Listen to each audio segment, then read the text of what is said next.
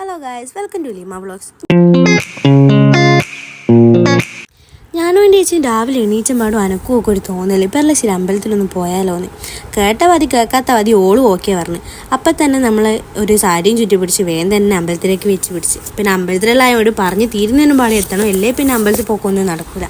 പെർളശ്ശേരി അമ്പലത്തിനെ പറ്റി കണ്ണൂർ ജില്ലക്കാർക്ക് പ്രത്യേകം പറഞ്ഞു കൊടുക്കേണ്ട ഒരു അമ്പലമല്ല പെർളശ്ശേരി അമ്പലം. കാരണം അത്രക്കും പ്രശസ്തമായ ഒരു അമ്പലമാണ്. അടുത്ത ക്ഷേത്രക്കുളം അതിലും പ്രശസ്തമാണ്. ഈ ക്ഷേത്രത്തിൻ്റെ എനിക്കറിയുന്ന ചെറിയൊരു ഐതിഹ്യം ഞാൻ പറഞ്ഞുതരാം. പെർളശ്ശേരിയിൽ ശ്രീരാമനുമായി ബന്ധപ്പെട്ട ഐതിഹ്യം വളരെ പ്രധാനപ്പെട്ട ഒന്നാണ്. ഈ ക്ഷേത്രത്തിൻ്റെ ഐതിഹ്യം തുടങ്ങുന്നത് ത്രേതായുഗത്തിൽ നിന്നാണ്. ത്രേതായുഗത്തിൽ ശ്രീരാമദേവൻ സഞ്ചരിച്ച വഴികൾ. സീതാപഹരണത്തിന് ശേഷം സീതാദേവിയെ അന്വേഷിച്ച് ശ്രീരാമൻ ലക്ഷ്മണൻ്റെയും ഹനുമാന്റെയും ഒപ്പമുള്ള വരവ് പെർളശ്ശേരിയിലെ ഇന്ന് നിൽക്കുന്ന ഭൂമിയിലെത്തി.